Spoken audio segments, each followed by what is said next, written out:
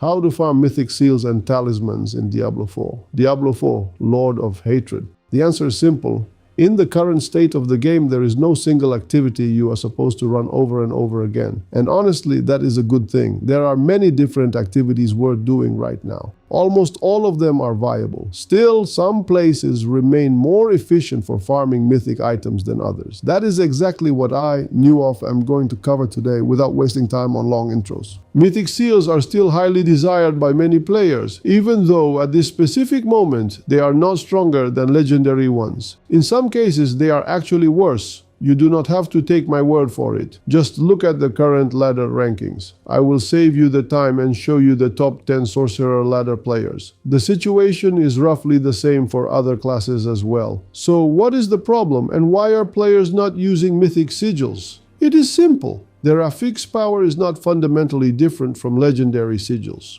Some sigil affixes are interesting, like this one that allows you to equip 3 unique sigils at the same time, but limits you to only 4 talismans. If somebody eventually gets 3 mythic talismans like Perdition, Grandfather, and something similar, then yes, that setup could become meaningful. The problem is that only a handful of mythic talismans have actually dropped so far, and realistically, it currently looks impossible for one player to obtain several of them. They also cannot be traded or sold because all mythic items, including seals and talismans, are account bound.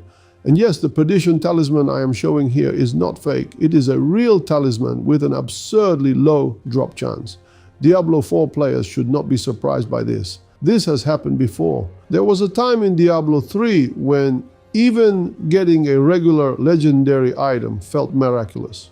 More recently in Diablo 4, getting any mythic item was considered extremely lucky.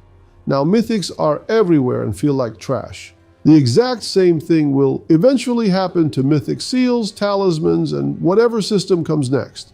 That is simply how progression-based game design works. So where can you get mythic talismans and sigils? The answer is almost everywhere. Personally, I have obtained around 5 or 6 of them. A couple dropped from Uber bosses, another one in Kurast Undercity, and the others came from different places I do not even remember anymore. I experimented with them and discovered that the cube recipe for combining 3 legendary items also works for mythic sigils.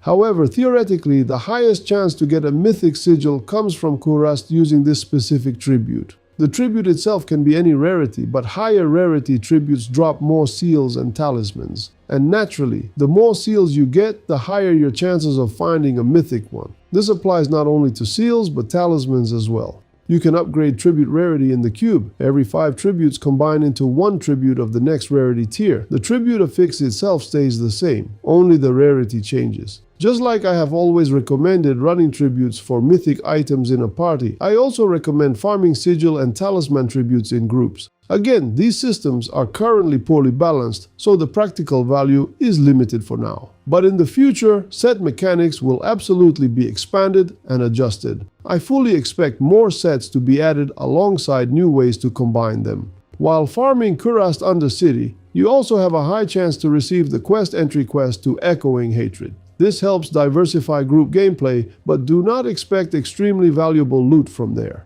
All those claims about tons of huge rewards are nonsense. The loot is mediocre and mostly consists of crafting materials that are already as common as trash. The actually strong farming method this Season 13 for both experience and materials is farming Kurast with the tributes you specifically need. In our case, we are targeting mythic sigils simply for collection purposes. But again, you can technically get them almost anywhere. For your war plan while farming Kurast, I recommend setting your nodes like this. On the left side, path toward the node that spawns a goblin from every beacon. On the right side, fully invest into the entire branch. When playing in a party, it is important that the player who activates the beacon is the one who has the goblin node unlocked. The goblin is not guaranteed, but there is a chance for it to appear. Every goblin means additional rewards at the end of the run. It does not matter which tribute you are farming. Goblins are useful for all tribute types and all tribute rarities. As for your loot filter, you do not need any special rules. All mythic items, including sigils and talismans, are already permanently highlighted through the general mythic item rule. So where should you farm mythic sigils? Everywhere. but Kurast Undercity currently has the highest odds. That is all for today. Leave a like, post a comment, and do not forget to subscribe. Thanks for watching. See you later.